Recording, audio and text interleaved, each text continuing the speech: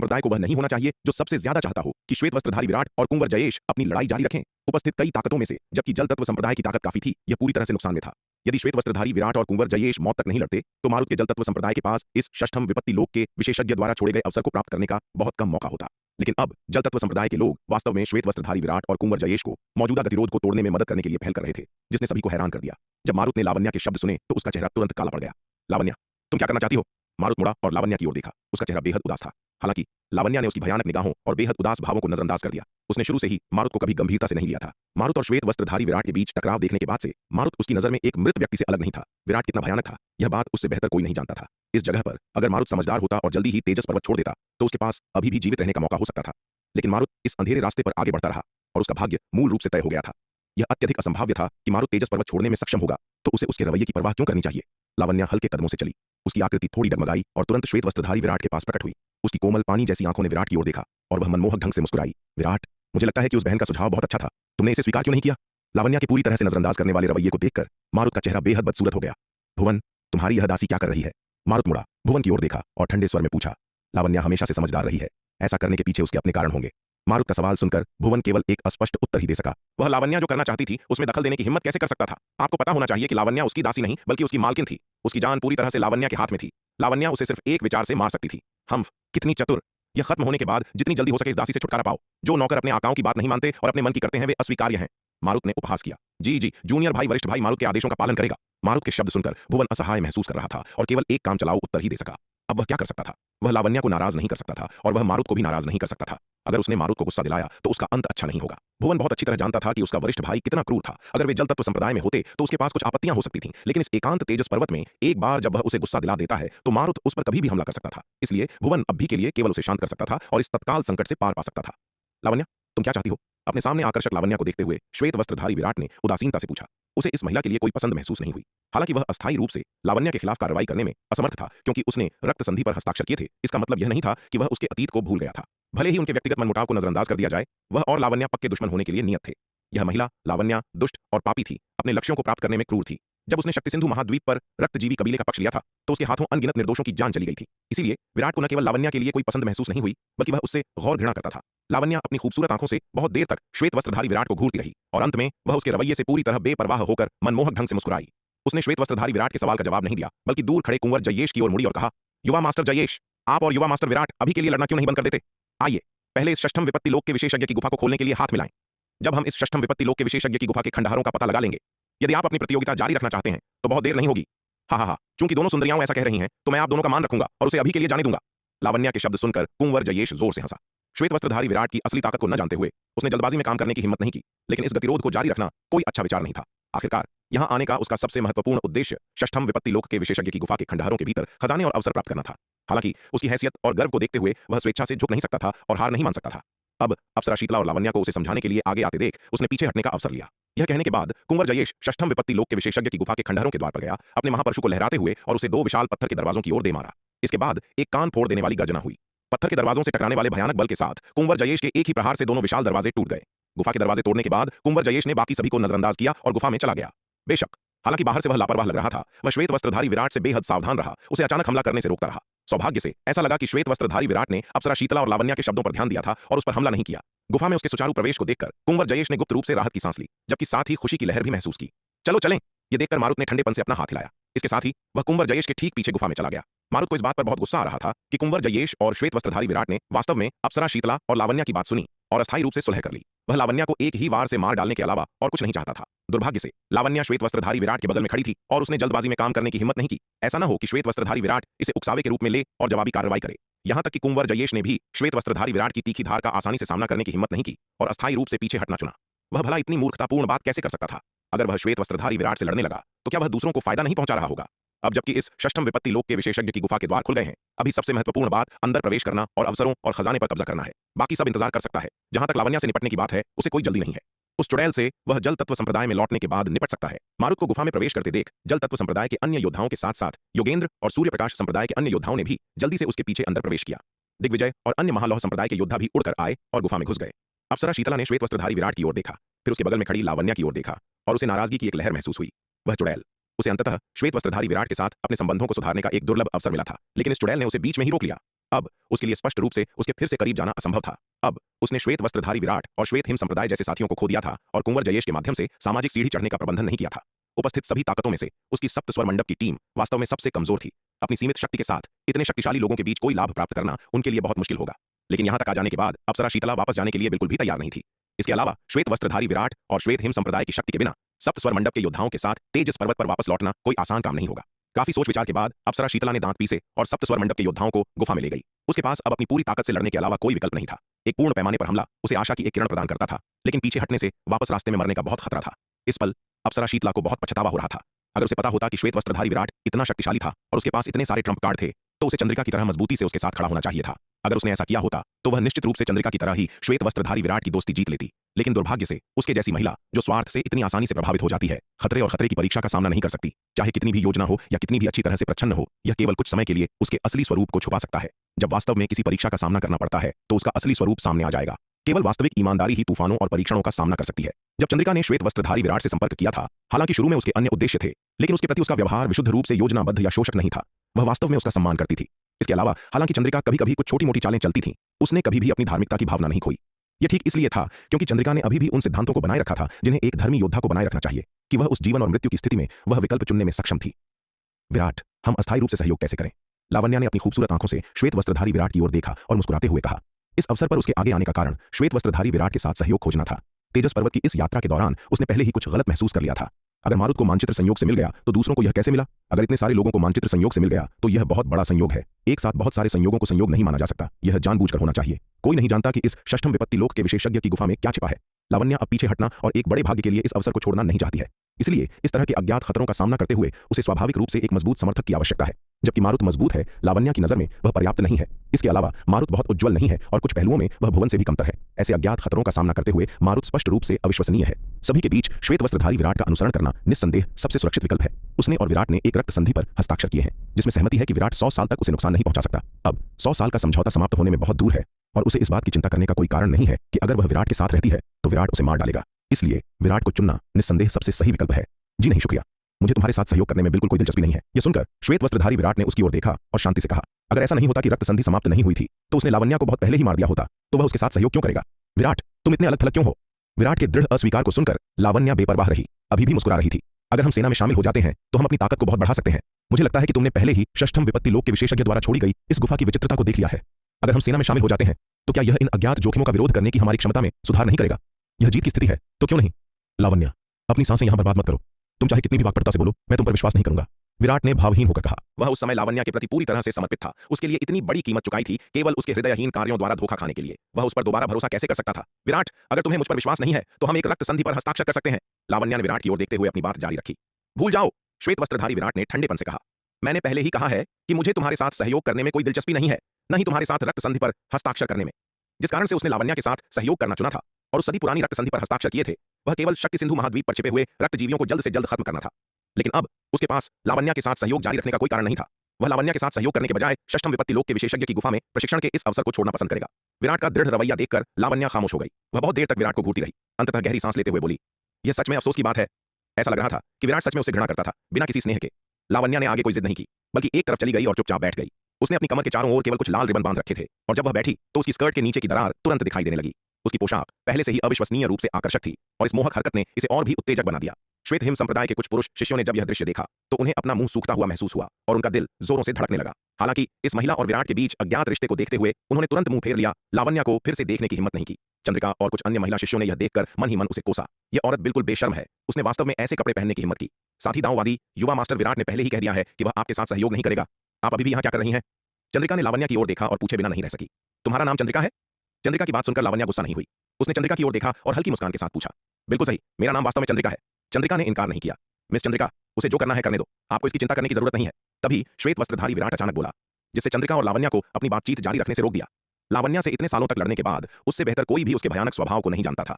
इस महिला की चालाकी और क्रूरता उन सभी दुश्मनों में सबसे अधिक भयानक थी जिनका उसने कभी सामना किया था। लावण्या के साथ इतने सालों तक लड़ने के बाद भी वह उसे खत्म नहीं कर पाया था। हर बार जब वह उसे मारने वाला होता तो वह किसी तरह बाल बाल बच निकलने में कामयाब हो जाती। हालांकि चंद्रिका भी एक बहुत ही बुद्धिमान महिला थी, लेकिन वह लावण्या से बहुत कमतर थी। अगर चंद्रिका ने आज उसे नाराज कर दिया तो उसे लावण्या के भयानक बदला का सामना करना पड़ेगा, जिसे चंद्रिका सहन नहीं कर सकती थी। वर्तमान में वह लावण्या के साथ हस्ताक्षरित रक्त संधि से बंधा हुआ था और उसके खिलाफ कार्रवाई नहीं कर सकता था। विराट नहीं चाहता था कि चंद्रिका को उसके कारण यह अनावश्यक परेशानी उठानी पड़े। विराट की बात सुनकर चंद्रिका हैरान रह गई। अभी लावण्या के प्रति विराट के रवैये से वह स्पष्ट रूप से देख सकती थी कि इस महिला के प्रति उसकी कोई अच्छी भावना नहीं थी। लेकिन अब विराट उसे इस महिला को भगाने से क्यों रोक रहा था? हालांकि चंद्रिका विराट के इरादों को नहीं समझ सकी, लेकिन उसने अंततः सिर हिलाया और कहा, ठीक है। हालांकि उसे यह अविश्वसनीय रूप से आकर्षक महिला बिल्कुल पसंद नहीं थी, लेकिन चूंकि विराट उसे बीच में नहीं आने देगा, इसलिए उसके पास पालन करने के अलावा कोई विकल्प नहीं था। अब चंद्रिका के मन में विराट के लिए असीम प्रशंसा थी। उसने पहले ही अनुमान लगा लिया था कि श्वेत वस्त्रधारी विराट संभवतः बहुत मजबूत था और वह कई रहस्य छुपा रहा होगा। लेकिन जब श्वेत वस्त्रधारी विराट ने वास्तव में अपनी ताकत और तरीकों का खुलासा किया, तो चंद्रिका अभी भी स्तब्ध थी। भले ही उसने उसे कम आंकने की कोशिश की थी, लेकिन अंततः उसने पाया कि उसका आकलन अभी भी उसकी वास्तविक क्षमताओं से बहुत दूर था। श्वेत वस्त्रधारी युवा की क्षमताएं उसकी समझ से कहीं अधिक थीं, उसकी समझ से परे। चंद्रिका अब श्वेत वस्त्रधारी विराट के प्रति पूरी तरह से समर्पित थी। वह अपने दिल की गहराइयों से उस पर पूरी तरह से मोहित हो गई थी। विराट उसका सबसे बड़ा आदर्श बन गया था और वह बिना किसी शर्त के उसके किसी भी आदेश का पालन करेगी। यह देखकर कि चंद्रिका ने उसे परेशान करना बंद कर दिया है, लावण्या केवल उस पर मुस्कुराई और उसे नजरअंदाज कर दिया। वह जानती थी कि विराट के आसपास खुद को कैसे रोकना है। चूंकि यह महिला समझदार हो गई थी, इसलिए वह उसे अभी के लिए छोड़ देगी। अन्यथा अगर वह बहुत आगे बढ़ गई और विराट को नाराज कर दिया, तो वह रक्त संधि की परवाह नहीं करेगा और सीधे उसे मार डालेगा। विराट लावण्या के चालाक और जोड़ तोड़ वाले स्वभाव को समझता था और लावण्या भी विराट के स्वभाव को उतनी ही अच्छी तरह समझती थी। वह जानती थी कि विराट की सीमा कहां थी। जब तक वह इसे पार नहीं करती, विराट हालांकि उसके साथ सहयोग करने के लिए सहमत नहीं होगा, उसे जानबूझकर दूर नहीं भगाएगा। क्योंकि विराट जानता था कि अगर वह उसे भगाने की कोशिश भी करता है, अगर वह इनकार करती है, तो वह उसका कुछ नहीं कर सकता। आखिरकार रक्त संधि के कारण विराट वर्तमान में उस पर हमला नहीं कर सकता था। विराट अगर उसे मारना चाहता था, तो निश्चित रूप से यह काम दूसरों के माध्यम से नहीं करेगा, श्वेत हिम संप्रदाय के योद्धाओं के साथ तो बिल्कुल नहीं। लावण्या बहुत अच्छी तरह जानती थी कि विराट उनके झगड़े में किसी और को शामिल नहीं करेगा। विराट बहुत भावुक था, जिसने उसे अपने आसपास के लोगों को इतना बड़ा जोखिम उठाने देने के लिए अनिच्छुक बना दिया। इसी तरह ठीक इसलिए क्योंकि विराट बहुत भावुक था, वह चुपचाप खड़ा नहीं रहेगा और अपने आसपास के लोगों को नुकसान पहुंचाते हुए नहीं देखेगा। अगर उसने चंद्रिका और अन्य लोगों पर हमला किया, उन्हें नुकसान पहुंचाया, तो विराट के भी रक्त संधि की परवाह न करने और उस पर हमला करने की बहुत संभावना थी। लावण्या परेशानी खड़ी करने का इरादा नहीं रखती थी। तेजस पर्वत पर आने का उसका मुख्य उद्देश्य षष्ठम विपत्ति लोक के विशेषज्ञ द्वारा छोड़े गए अवसरों और खजाने के लिए था। जब तक श्वेत हिम संप्रदाय के योद्धा उसे नहीं उकसाते, उसे इन महत्वहीन लोगों के लिए विराट को नाराज करने की आवश्यकता नहीं थी। युवा मास्टर विराट, हम आगे क्या करें? चंद्रिका ने लावण्या को नजरअंदाज किया और यह देखकर कि बाकी सभी लोग गुफा में प्रवेश कर चुके हैं, श्वेत वस्त्रधारी विराट से पूछा। कोई जल्दी नहीं है, चलो थोड़ा इंतजार करते हैं, विराट ने उत्तर दिया। इसके साथ उसने अपना हाथ हिलाया और उसके सामने 150 द्वितीय विपत्ति लोक के अंधकार दानव वंश के पुतले और प्रकट हो गए। भाई पुनीत, मिस चंद्रिका, आप और अन्य लोग इन द्वितीय विपत्ति लोक के अंधकार दानव वंश के पुतलों को आपस में बांट लें, विराट ने पुनीत और चंद्रिका से कहा। विराट की बात सुनकर चंद्रिका, पुनीत और अन्य लोग एक बार फिर बहुत हैरान हुए। भाई विराट, तुम्हारा क्या? पुनीत ने जल्दी से पूछा। तुमने हमें ये सभी द्वितीय विपत्ति लोक के अंधकार दानव वंश के पुतले दे दिए, तो तुम कुंवर जयेश से निपटने के लिए क्या इस्तेमाल करने वाले हो? श्वेत वस्त्रधारी विराट और कुंवर जयेश के बीच हुए पिछले टकराव से पुनीत बता सकता था कि विशुद्ध शक्ति के मामले में पवन देव बाण विद्या का उपयोग किए बिना श्वेत वस्त्रधारी विराट कुंवर जयेश का कोई मुकाबला नहीं था। उसने केवल इन द्वितीय विपत्ति लोक के अंधकार दानव वंश के पुतलों पर भरोसा करके ही कुंवर जयेश के साथ अपनी लड़ाई में ऊपरी हाथ हासिल किया था और यह स्पष्ट था कि पवन देव बाण विद्या का उपयोग करते समय विराट को काफी कीमत चुकानी पड़ी थी। अन्यथा विराट के व्यक्तित्व को देखते हुए वह कुंवर जयेश को इतनी आसानी से कभी नहीं जाने देता। केवल पवन देव बाण विद्या पर भरोसा करते हुए विराट कुंवर जयेश को पूरी तरह से हराने में सक्षम हो सकता है।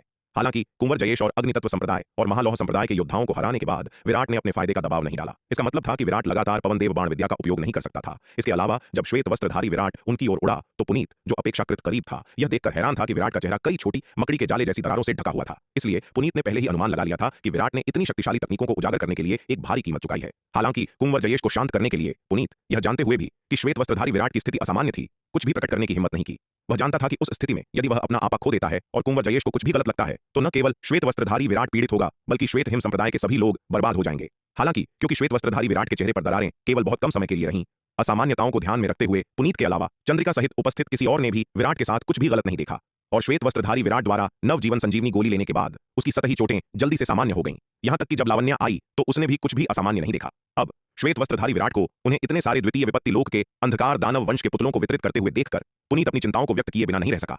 अपने दिल में वह पहले से ही विराट को एक सच्चा दोस्त मानता था और स्वाभाविक रूप से वह श्वेत वस्त्रधारी विराट को उनकी रक्षा के लिए खुद को खतरे में डालते हुए नहीं देख सकता था। भाई पुनीत, आपको इसके बारे में चिंता करने की जरूरत नहीं है। पुनीत की बात सुनकर श्वेत वस्त्रधारी विराट तुरंत मुस्कुराया और बोला, ये द्वितीय विपत्ति लोक के अंधकार दानव वंश के पुतले जो मैं अभी निकाल रहा हूं, वे नहीं हैं जिनका उपयोग मैंने पहले कुंवर जयेश से निपटने के लिए किया था, इसलिए आपको इसका मुंह पर ज्यादा प्रभाव नहीं पड़ेगा। उसके पास कुल 137 प्रथम विपत्ति लोक के अंधकार दानव वंश के पुतले और 356 द्वितीय विपत्ति लोक के अंधकार दानव वंश के पुतले थे। भले ही उसने चंद्रिका, पुनीत और अन्य लोगों को ये 150 द्वितीय विपत्ति लोक के अंधकार दानव वंश के पुतले बांट दिए, फिर भी उसके पास 200 बचे होंगे। अपनी वर्तमान ताकत के साथ 150 द्वितीय विपत्ति लोक के अंधकार दानव वंश के पुतलों को नियंत्रित करना पहले से ही उसकी सीमा थी। अपने हाथों में अधिक द्वितीय विपत्ति लोक के अंधकार दानव वंश के पुतलों को रखने का कोई मतलब नहीं होगा। उन्हें चंद्रिका, पुनीत और अन्य लोगों को बांटना बेहतर होगा ताकि उनकी युद्ध शक्ति बढ़ सके और वे आने वाले बड़े संकट के लिए तैयार हो सकें, जिससे उन्हें मजबूत आत्मरक्षा क्षमताएं मिलें। जैसा कि लावण्या ने कहा था, विराट को नहीं पता था कि षष्ठम विपत्ति लोक के विशेषज्ञ की गुफा के अंदर क्या छिपा है। वह इस बात की गारंटी नहीं दे सकता था कि गुफा में प्रवेश करने के बाद वह चंद्रिका, पुनीत, गगन और गार्गी की सुरक्षा सुनिश्चित कर पाएगा। उसने पहले पुनीत और अन्य लोगों को ये द्वितीय विपत्ति लोक के अंधकार दानव वंश के पुतले वितरित क्यों नहीं किए थे? इसके दो कारण थे। पहला, उनकी पिछली स्थिति को देखते हुए प्रथम विपत्ति लोक के अंधकार दानव वंश के पुतले पहले से ही उनके लिए पर्याप्त थे और कुछ समय के लिए द्वितीय विपत्ति लोक के पुतलों का उपयोग करने की कोई आवश्यकता नहीं थी। दूसरा, उस समय अप्सरा शीतला अभी भी उनके साथ थी और विराट अपने बहुत सारे ट्रम्प कार्ड प्रकट नहीं करना चाहता था। उसके पिछले कार्य स्पष्ट रूप से सही थे। अगर उसने शुरुआत से ही इतने सारे द्वितीय विपत्ति लोक के अंधकार दानव वंश के पुतले प्रकट कर दिए होते तो अप्सरा शीतला उसके ट्रम्प कार्ड देखने के बाद सार्वजनिक रूप से उसके खिलाफ नहीं मुड़ती और नाता नहीं तोड़ती। क्योंकि अप्सरा शीतला ने संघर्ष शुरू नहीं किया था, वह उसे आसानी से दूर नहीं भगा सकता था। आखिरकार वे अप्सरा शीतला के निमंत्रण पर आए थे। हालांकि अप्सरा शीतला का निमंत्रण दुर्भावनापूर्ण था, जिसका उद्देश्य उनका शोषण करना था। उसने खुले तौर पर ऐसा कुछ भी नहीं किया था जो बहुत अपमानजनक हो, जिससे विराट के पास संबंध तोड़ने का कोई कारण या बहाना नहीं था। हालांकि रास्ते में चंद्रिका पहले ही अप्सरा शीतला के साथ भिड़ चुकी थी, लेकिन उनका संघर्ष अप्सरा शीतला की ओर से किसी वास्तविक अपराध के बजाय महिलाओं के बीच एक छोटी सी तकरार के समान था। हालांकि कुंवर जयेश के प्रकट होने के बाद अप्सरा शीतला ने तुरंत उसके खिलाफ रुख मोड़ लिया, उसके साथ नाता तोड़ लिया। इससे विराट की बहुत सी परेशानी बच गई। अन्यथा यदि अप्सरा शीतला ने ऐसा व्यवहार नहीं किया होता तो वह अभी भी उनके साथ होती। आसपास के इस तरह के अस्थिर और महत्वपूर्ण खतरे के साथ विराट को उसके खिलाफ लगातार सतर्क रहना पड़ता, जिससे वह एक महत्वपूर्ण क्षण में उनकी पीठ में छुरा घोंपने से बच सके। लेकिन अब विराट को ऐसी कोई चिंता नहीं थी और उन द्वितीय विपत्ति लोक के अंधकार दानव वंश के पुतलों को अब छिपाने की कोई आवश्यकता नहीं थी। क्या ये द्वितीय विपत्ति लोक के अंधकार दानव वंश के पुतले वे नहीं हैं जिनका उपयोग तुमने पहले कुंवर जयेश से निपटने के लिए किया था? विराट की बात सुनकर चंद्रिका एक बार फिर हैरान रह गई। सही कहा, विराट ने सिर हिलाया और कहा। इसलिए किसी को भी मेरे बारे में चिंता करने की जरूरत नहीं है, मुझे पता है कि मैं क्या कर रहा हूं। विराट की बात सुनकर चंद्रिका फिर खामोश हो गई। काफी देर खामोश रहने के बाद उसने अंततः अपना सिर उठाया, गहरी सांस ली और श्वेत वस्त्रधारी विराट की ओर देखते हुए पूछा, युवा मास्टर विराट, आपको इतने सारे द्वितीय विपत्ति लोक के अंधकार दानवों के शव कहां से मिले? मुझे ये और कहां से मिल सकते हैं? स्वाभाविक रूप से युद्ध के मैदान से, विराट ने मुस्कुराते हुए उत्तर दिया। कंटक महाद्वीप के अंधकार दानव वंश ने शक्ति सिंधु महाद्वीप के लिए एक स्थानिक मार्ग का निर्माण किया है और लगातार हमारे शक्ति सिंधु महाद्वीप पर आक्रमण करने के लिए बड़ी सेनाएं भेजते रहे हैं। हमारे शक्ति सिंधु महाद्वीप और अंधकार दानवों के बीच का युद्ध पिछले कुछ वर्षों में कभी नहीं रुका है। ये अंधकार दानव शव युद्ध के मैदान में उन रूपांतरण लोक के अंधकार दानवों को मारकर प्राप्त किए गए थे, अन्यथा मिस चंद्रिका सोचेंगी कि वे आसमान से गिरे हैं। विराट ने यह बात चंद्रिका से नहीं छिपाई। पहले जो हुआ उसके बाद चंद्रिका ने उसका पूरा विश्वास हासिल कर लिया था और अब विराट उसे सच में एक दोस्त मानता था। हालांकि चंद्रिका बेहद बुद्धिमान थी, लेकिन वह अप्सरा शीतला की तरह नहीं थी, एक ऐसी महिला जो केवल मुनाफे की परवाह करती थी और विश्वासघाती थी। कुल मिलाकर उसका चरित्र काफी अच्छा था। इसके अलावा श्वेत हिम संप्रदाय के भीतर पुनीत, गगन और गार्गी जैसे अच्छे चरित्र और निष्ठा वाले योद्धा थे। उसे लगा कि कुल मिलाकर श्वेत हिम संप्रदाय की प्रतिष्ठा काफी अच्छी थी। हालांकि श्वेत हिम संप्रदाय में भी शौर्य, जाह्नवी और कौशल जैसे बदमाशों का हिस्सा था, लेकिन यह अपरिहार्य था कि एक संप्रदाय में कभी कभी अच्छे और बुरे सदस्यों का मिश्रण हो। कुछ अवलोकन के बाद विराट ने महसूस किया कि श्वेत हिम संप्रदाय आगे संबंध विकसित करने के लायक था। श्वेत हिम संप्रदाय की नींव ठोस थी और यदि ठीक से प्रबंधित किया जाए तो श्वेत हिम महाद्वीप को तलवार संप्रदाय और पूरे पूर्वी नक्षत्र क्षेत्र के बीच एक कड़ी के रूप में विकसित किया जा सकता है। इसे ध्यान में रखते हुए विराट को चंद्रिका को शक्ति सिंधु महाद्वीप और तलवार संप्रदाय के बारे में कुछ रहस्य बताने में कोई आपत्ति नहीं थी। क्या कंटक महाद्वीप के अंधकार दानव वंश ने शक्ति सिंधु महाद्वीप और कंटक महाद्वीप को जोड़ने वाला एक स्थानिक मार्ग बनाया है? विराट की बात सुनकर चंद्रिका फिर से चौंक गई। तो क्या आपका शक्ति सिंधु महाद्वीप अब बड़े खतरे में नहीं है? अपने प्रारंभिक सदमे के बाद चंद्रिका कोई आपत्ति नहीं थी। क्या कंटक महाद्वीप के अंधकार दानव वंश ने शक्ति सिंधु महाद्वीप और कंटक महाद्वीप को जोड़ने वाला एक स्थानिक मार्ग बना लिया है? विराट की बातें सुनकर चंद्रिका फिर से चौंक गई। तो क्या अब तुम्हारा शक्ति सिंधु महाद्वीप बड़े खतरे में नहीं है? अपने शुरुआती झटके के बाद चंद्रिका ने जल्दी से पूछा। अभी के लिए सब ठीक है। आखिरकार हमारे शक्ति सिंधु महाद्वीप पर आक्रमण करने वाले कंटक महाद्वीप के केवल कुछ छोटे अंधकार दानव कबीले हैं, लेकिन भविष्य में क्या होगा यह कहना मुश्किल है। श्वेत वस्त्रधारी विराट ने कहा। कोई आश्चर्य नहीं कि तुम्हारे पास इतने सारे पारलौकिक क्षेत्र के अंधकार दानव पुतले हैं, तो यह बात है। विराट की बातें सुनकर चंद्रिका बुदबुदाई। युवा मास्टर विराट, तुम्हारे शक्ति सिंधु महाद्वीप की वास्तविक स्थिति क्या है? चंद्रिका कुछ देर चुप रही, फिर श्वेत वस्त्रधारी विराट की ओर देखकर उत्सुकता से पूछी। मुझे लगता है कि तुम्हारा शक्ति सिंधु महाद्वीप बहुत शक्तिशाली है। अगर विराट की बात सच थी तो ये पारलौकिक क्षेत्र के अंधकार दानव शव युद्ध के मैदान में पारलौकिक क्षेत्र के अंधकार दानवों को मारने से प्राप्त हुए थे। इसका मतलब था कि शक्ति सिंधु महाद्वीप की ताकत बहुत शक्तिशाली थी, उस कमजोर स्थिति से कहीं दूर जिसकी बाहरी लोग कल्पना करते थे। आखिरकार इतने सारे पारलौकिक क्षेत्र के अंधकार दानवों को मारना किसी साधारण छोटी ताकत के बस की बात नहीं थी। इसके अलावा विराट के पास अविश्वसनीय रूप से प्रभावी नवजीवन संजीवनी गोली थी और वह स्वयं रहस्य में लिपटा हुआ था, मानो कोहरे में ढका हो, जिससे उसके वास्तविक स्वरूप को समझना असंभव हो गया था। यहां तक कि पूर्वी नक्षत्र महाद्वीप के 5 प्रमुख संप्रदायों में भी विराट जैसी गगनचुंबी प्रतिभा दुर्लभ ही होगी। किस तरह की शक्ति उसके जैसे व्यक्ति को तैयार कर सकती है? खैर, अगर तुम जानना चाहती हो तो जब तुम शक्ति सिंधु महाद्वीप जाओगी तो तुम्हें पता चल जाएगा। श्वेत वस्त्रधारी विराट थोड़ा मुस्कुराया। हालांकि वह चंद्रिका को एक सच्चा दोस्त मानता था, लेकिन वह उनके तलवार संप्रदाय की सदस्य नहीं थी, बल्कि श्वेत हिम संप्रदाय की थी। ये मामले जिनमें तलवार संप्रदाय के वास्तविक रहस्य शामिल थे, फिलहाल चंद्रिका को बताने के लिए उपयुक्त नहीं थे। केवल जब उनका रिश्ता और गहरा हो जाएगा और वह श्वेत हिम संप्रदाय पर एक निश्चित स्तर का नियंत्रण हासिल कर लेगा, तभी चंद्रिका को उन रहस्यों को बताना उचित होगा। अन्यथा यदि उसने चंद्रिका को वे आश्चर्यजनक रहस्य बता दिए तो इस बात की कोई गारंटी नहीं थी कि वह अपने पिता चंद्रकांत को नहीं बताएगी। यद्यपि विराट चंद्रिका पर भरोसा करता था, लेकिन वह चंद्रकांत पर भरोसा नहीं करता था। आखिरकार वह चंद्रकांत के बारे में कुछ नहीं जानता था और उसे कोई अंदाजा नहीं था कि वह किस तरह का व्यक्ति है। ओह ठीक है, विराट की बातें सुनकर चंद्रिका केवल इतना ही कह सकी। अगर मुझे भविष्य में मौका मिला तो मैं निश्चित रूप से तुम्हारे शक्ति सिंधु महाद्वीप का दौरा करूंगी। मैं वास्तव में जानना चाहती हूं कि किस तरह की जगह तुम्हारे जैसी गगनचुंबी मार्शल आर्ट्स प्रतिभा को तैयार कर सकती है। विराट और शक्ति सिंधु महाद्वीप के बारे में अधिक जानने के बाद चंद्रिका थोड़ी चिंतित हुए बिना नहीं रह सकी। ऐसा लग रहा था कि पूर्वज की शक्ति सिंधु महाद्वीप की यात्रा शायद उतनी आसान नहीं होगी। शक्ति सिंधु महाद्वीप की नींव और ताकत उनके श्वेत हिम संप्रदाय की कल्पना से कहीं अधिक थी। पूर्वज श्वेत हिम शक्ति सिंधु महाद्वीप के योद्धाओं से सप्त खड्ग अमर भवन का अवसर सफलतापूर्वक प्राप्त कर पाएंगे या नहीं, यह कहना मुश्किल था। हालांकि जब उसने सोचा कि कैसे पूर्वज श्वेत हिम ने व्यक्तिगत रूप से विराट के साथ पुनीत और अन्य लोगों को वापस श्वेत हिम महाद्वीप भेजने के लिए एक स्थानिक मार्ग खोला था, तो चंद्रिका की हल्की सी चिंता जल्दी ही दूर हो गई। पूर्वज स्वयं चंद्रिका से बहुत पहले से विराट को जानते थे और वही थे जिन्होंने व्यक्तिगत रूप से विराट को श्वेत हिम महाद्वीप तक पहुंचाया था। उनका रिश्ता शायद काफी खास था। चंद्रिका का ऐसी बातों के बारे में चिंता करना पूरी तरह से निराधार था। पूर्वज और विराट के बीच के संबंधों को देखते हुए भले ही वह शक्ति सिंधु महाद्वीप पहुंच जाएं, शायद उनके साथ कोई विवाद नहीं होगा। हालांकि चंद्रिका को यह नहीं पता था कि पूर्वज श्वेत हिम और विराट के बीच का रिश्ता उतना अच्छा नहीं था जितना वह सोच रही थी। बेशक पिछले उपकार के कारण विराट अभी भी पूर्वज श्वेत हिम की दया को याद रखेगा। आखिरकार अगर पूर्वज श्वेत हिम ने उसे श्वेत हिम महाद्वीप नहीं भेजा होता तो उसके लिए बाहरी दुनिया में कदम रखना बहुत मुश्किल होता। यद्यपि पूर्वज श्वेत हिम का उसे श्वेत हिम महाद्वीप भेजने का कार्य पुनीत और अन्य लोगों को भेजते समय केवल एक अतिरिक्त उपकार था, फिर भी उनके शुरुआती इरादों की परवाह किए बिना इस कार्य से विराट को निर्विवाद रूप से बहुत लाभ हुआ था। विराट अभी भी इस उपकार के लिए आभारी रहेगा। यदि भविष्य में कोई विवाद उत्पन्न होता है तो विराट अभी भी उनके द्वारा किए गए उपकार के कारण नरमी दिखाएगा। सभी लोग ध्यान दें, इस गुफा में बड़े खतरे हो सकते हैं। मैं यह गारंटी नहीं दे सकता कि अगर हम अंदर गए तो क्या होगा। मैं आपको सलाह देता हूं कि सावधानीपूर्वक विचार करें कि क्या आप अंदर जाना चाहते हैं। सभी को 150 द्वितीय विपत्ति लोक अंधकार दानव पुतले वितरित करने के बाद श्वेत वस्त्रधारी विराट ने उनसे कहा, भाई विराट, क्या तुम अंदर जा रहे हो? पुनीत ने पूछा। चूंकि हम यहां तक आ ही गए हैं तो मैं स्वाभाविक रूप से अन्वेषण करने का इरादा रखता हूं, श्वेत वस्त्रधारी विराट ने मुस्कुराते हुए कहा। चूंकि तुम अंदर जा रहे हो तो हम स्वाभाविक रूप से तुम्हारे साथ चलेंगे। जब हम एक साथ यात्रा कर रहे हैं तो हमें एक साथ आगे बढ़ना और पीछे हटना चाहिए, पुनीत ने कहा। तुम्हें मेरी पसंद के बारे में चिंता करने की आवश्यकता नहीं है, श्वेत वस्त्रधारी विराट ने सिर हिलाया और कहा। मेरे अंदर जाने का विकल्प चुनने के अपने कारण है। इसके अलावा मुझे अपनी रक्षा करने की अपनी क्षमता पर पूरा भरोसा है, लेकिन अंदर के खतरे अप्रत्याशित हैं। एक बार अंदर जाने के बाद मैं पहले की तरह तुम्हारी सुरक्षा की गारंटी नहीं दे सकता। इसलिए मेरा सुझाव है कि अंदर जाने का निर्णय लेने से पहले आप सभी ध्यान से सोच लें। युवा मास्टर विराट सही कह रहे हैं, चंद्रिका ने सहमति में सिर हिलाया। उसने श्वेत हिम संप्रदाय के योद्धाओं के समूह की ओर देखा और कहा, जो कोई भी रहना चाहता है कृपया बाईं ओर खड़ा हो जाए। जो कोई भी अंदर जाना चाहता है कृपया दाईं ओर खड़ा हो जाए। जैसे ही उसने यह कहा सभी सर्वसम्मति से दाईं ओर खड़े हो गए। बाईं ओर कोई खड़ा नहीं हुआ। युवा मास्टर विराट, सभी ने एक साथ अंदर जाने का फैसला किया है। चंद्रिका ने समूह की ओर देखा, फिर श्वेत वस्त्रधारी विराट की ओर मुड़ी और मुस्कुराते हुए कहा। यह देखकर श्वेत वस्त्रधारी विराट ने सिर हिलाया और आह भरी।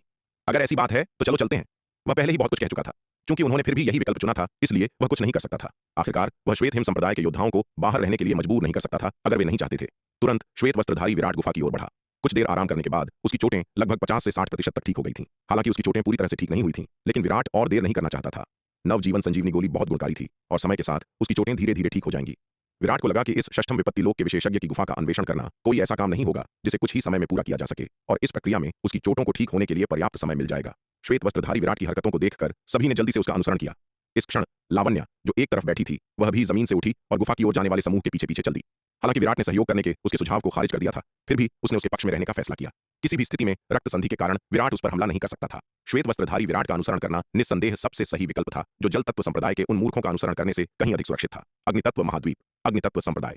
उस गुफा के सामने जहां अग्नितत्व पूर्वज एकांतवास में थे, एक बूढ़ा व्यक्ति घबराहट में दौड़ता हुआ आया। रुको, तुम्हारी पूर्वज के एकांत स्थान पर अनधिकार प्रवेश करने की हिम्मत कैसे हुई? यह देखकर गुफा के प्रवेश द्वार के दोनों ओर के पहरेदारों ने चिल्लाकर कहा, कृपया पूर्वज को सूचित करें कि मुझे उन्हें कुछ महत्वपूर्ण मामलों की रिपोर्ट करनी है, बूढ़े आदमी ने कहा। क्या मामले? गार्ड ने पूछा। युवा मास्टर की जीवन पट्टिका यह टूट गई है, बूढ़े आदमी ने चिंता से कहा। क्या? युवा मास्टर की जीवन पट्टिका टूट गई है? यह सुनकर गार्ड भी हैरान रह गया। मामले की गंभीरता को जानते हुए उसने देरी करने की हिम्मत नहीं की और तुरंत गुफा में जाकर अग्नितत्व पूर्वज को रिपोर्ट करने चला गया। कुछ देर बाद गार्ड गुफा से बाहर आया और बूढ़े आदमी से बोला, पूर्वज चाहते हैं कि तुम अंदर आओ। जी, बूढ़े आदमी ने जवाब दिया और जल्दी से गुफा में चला गया। गुफा के अंदर गहराई में एक पत्थर के कक्ष में। प्रणाम पूर्वज। बूढ़ा आदमी घुटनों के बल बैठ गया और गुफा के केंद्र में पालथी मारकर बैठे अग्नितत्व पूर्वज को सम्मानपूर्वक प्रणाम किया। तुमने कहा कि लक्ष्यराज की जीवन पट्टिका टूट गई है? अग्नितत्व पूर्वज ने उसे घूरते हुए पूछा। उनका चेहरा पीला पड़ गया था। लक्ष्यराज उनका सबसे प्यारा कनिष्ठ था और उनके अलावा पूरे अग्नितत्व संप्रदाय में अवतार विकसित करने वाला दूसरा योद्धा था। यही कारण था कि अग्नितत्व पूर्वज लक्ष्यराज को किसी भी अन्य व्यक्ति से अधिक महत्व देते थे। लेकिन अब इस बूढ़े आदमी ने वास्तव में कहा कि लक्ष्यराज की जीवन पट्टिका टूट गई थी। वह क्रोधित कैसे नहीं हो सकते थे? मूल रूप से लक्ष्यराज के पास अपनी साधना के दौरान एक अवतार था, इसलिए उसे मारना इतना आसान नहीं था। जब पिछली बार सप्तखड्ग अमर भवन में श्वेत वस्त्रधारी विराट द्वारा लक्ष्यराज के मुख्य शरीर को मार दिया गया था तो वह वास्तव में नहीं मरा था और उसकी जीवन पट्टिका नहीं टूटी थी। लेकिन इस बार उसकी जीवन पट्टिका टूट गई थी, जिसका मतलब था कि लक्ष्यराज इस बार पूरी तरह से मर चुका था।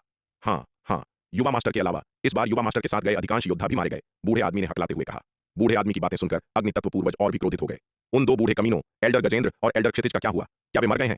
अग्नितत्व पूर्वज गरजे। दोनों एल्डरों की जीवन पट्टिकाएं अभी तक नहीं टूटी हैं, बूढ़े आदमी ने अपने माथे से ठंडा पसीना पोंछते हुए कहा। बूढ़े आदमी की बात सुनकर अग्नितत्व पूर्वज ने गुस्से से फुंकार भरी, फिर अपना संचार टोकन निकाला और दो चतुर्थ विपत्ति लोक के एल्डरों से संपर्क करना शुरू कर दिया। एल्डर गजेंद्र, तुम्हारे और एल्डर क्षितिज के साथ आखिर क्या हो रहा है? हमने तुम्हें युवा मास्टर की रक्षा करने का आदेश दिया था और तुम इस तरह उसकी रक्षा करते हो। संचार टोकन के जुड़ने के बाद अग्नितत्व पूर्वज दहाड़े। पूर्वज, ऐसा नहीं है कि हमने पूरी कोशिश नहीं की, लेकिन दुश्मन बहुत ही ज्यादा मजबूत है।